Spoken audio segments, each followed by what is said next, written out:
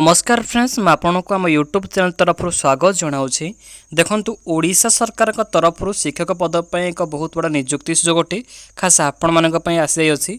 Odisha government teacher requirement जारी हो सारी जो मैंने कि शिक्षक पद पर आवेदन करने को चाहूँगी तो भिडियो को आपण मैंने शेष पर्यटन देखूँ। चैनल टी को आपण मैंने सब्सक्राइब कर पाखे बेल आइकन को दबाईदेले ऑल नोटिफिकेशन अपडेट गुड़िक प्रतिदिन आपण मैंने पाइपर।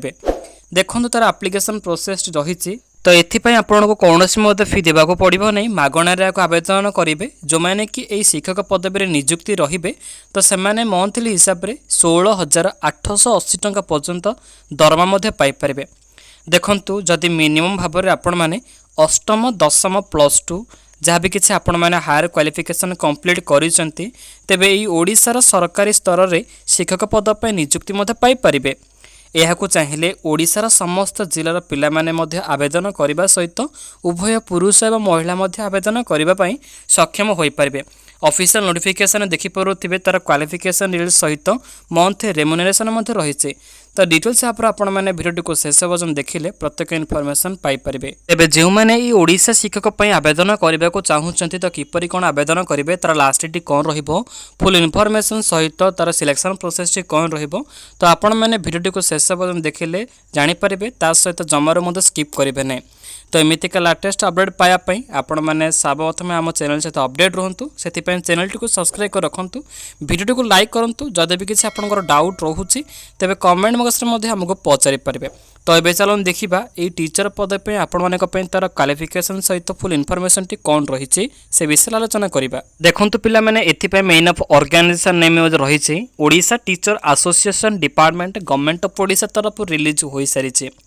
तेबे क्यों मान आवेदन करेंगे एथिपाई ऑल ओडिशा कैंडिडेट एलिजिबल रे।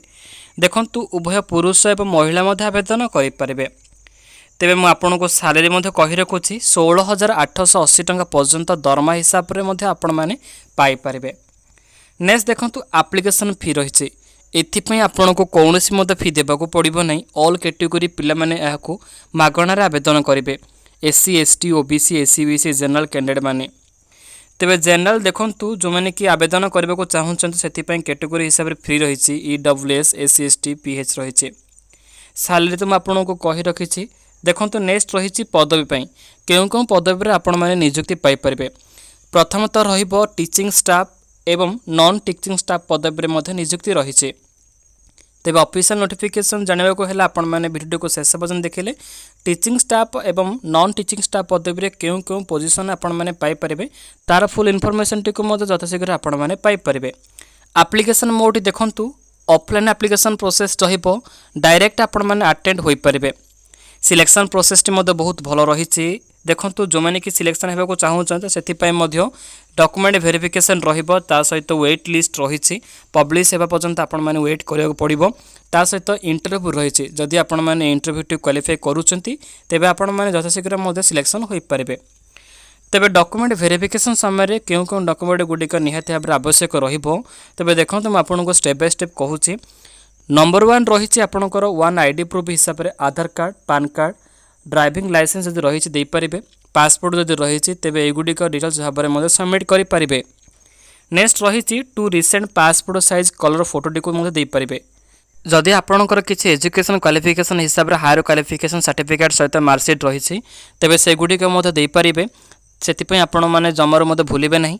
देखंतु रेसिडेंट सर्टिफिकेट रही नेक्स्ट कंप्यूटर सर्टिफिकेट रही जदि आपणकर ये सब सर्टिफिकेट गुड़िक रही तेबे आपण मैंने देपारे। नेक्स्ट देखो क्वालिफिकेशन शिक्षागत योग्यता आपण मैंने कौन करथिले ए जॉब पे आपण मैंने एलिजिबल हो पारे। जदि आपण मैंने अष्टम दशम +2 CT BEd डिग्री देखंतु एगुड़िक डिफरेंट ट्रेड रही तो आपण मैंने प्रायतः भावुंट माने प्रत्येक क्वालिफिकेशन करवा निहाती आवश्यक। देखंतु सेतिपय मध्य अलग डिपार्टमेंट रही अष्टम पास रही दशम पास रही +2 रही CT BEd एक्स्ट्रा पोजिशन रही। मैं आपण से ऑफिशियल नोटिफिकेशन देखेबी जहाद्वारा से आपण मैंने कन्फर्म हो पारे। नेक्स्ट देखो एज लिमिट रही मिनिमम भाव में जदि आपन को 21 वर्ष होती सहित मैक्सिमम 32 वर्ष होती तेरे ये भल भाव में आपण मैंने एलिजिबल हो पारे।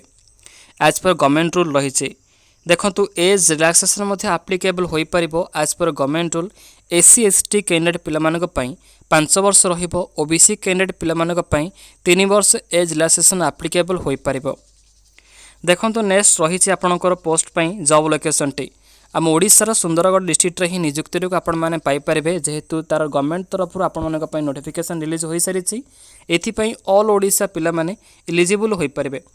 देखो तार ऑफिशियल नोटिफिकेशन मध्य डिफरेंट पोस्ट पई तार पे स्केल रही, रिमार्क रही, क्वालिफिकेशन रिलीज रही, केतोटी वैकेंसी कौन करिथिल आपण माने जॉब पई एलिजिबल होई परिबे तार फुल इनफॉरमेशन रही। Teaching staff non teaching staff मध्य रही। देखंतु school for the blind Sundargarh रही। जो मैंने कि आवेदन करने को चाहूँगी तो प्रॉपर्ली भाव में नोटिफिकेशन रीड करूँ तापर आवेदन करें।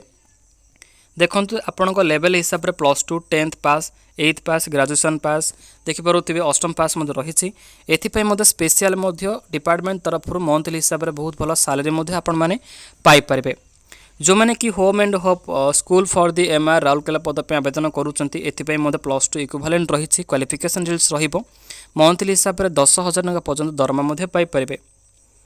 तेबे फाइनली आपंकर रहिबो इम्पोर्टाट डेट आपण मानक पई ऑलरेडी स्टार्ट हो गलानी। तार एडवर्टाइजमेंट रिलीज हो सारी। तार लास्ट डेट रही 14 नवेम्बर 2021 रही।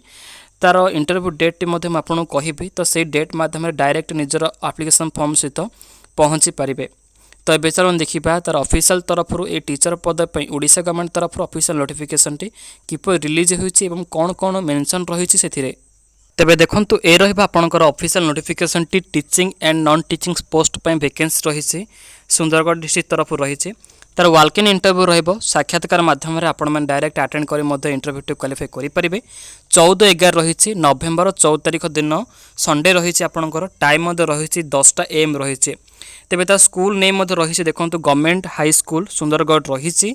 तेबे यही आड्रेस आपण मैंने पहुँची पारे 10टा समय एवं से बायोडाटा गुड़िक आपण मैंने प्रिंटेड बाहर कर all education certificate mark details सहित आधार कार्ड पैन कार्ड जहाँ भी किसी आपंकर इनफॉरमेशन रही तो सेगुड़िक डायरेक्टली आपण मैंने धरी सबमिट करेंगे। तेबे देखो ये फुल इनफॉरमेशन रही चाहिए भल भाव आपण मैंने प्रॉपर्ली रीड करेंगे।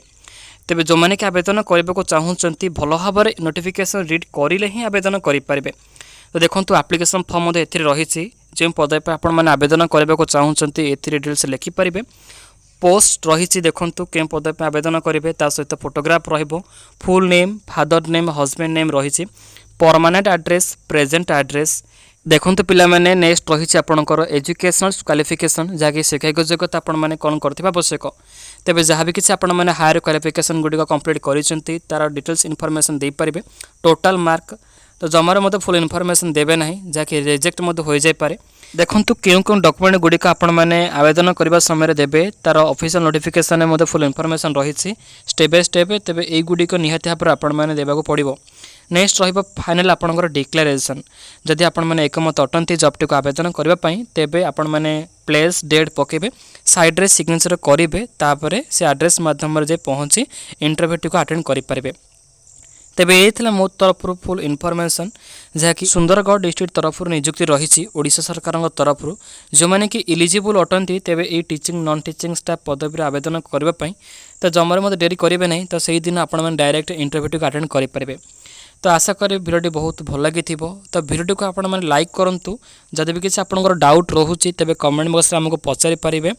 तो जो मैंने कि एमती लाटेस्ट अपडेट गुड़िक निहाती भाव में प्रतिदिन पाइबा चाहूँगी यही चैनल टी को आपण मैंने सब्सक्राइब कर पाखे बेल आइकन को दबाई देले ऑल नोटिफिकेशन अपडेट गुड़िक निहाती भाव में प्रतिदिन आपण मैंने पाइपर। से आपण मैंने आम चैनल सहित प्रतिदिन अपडेट रहा पड़ो।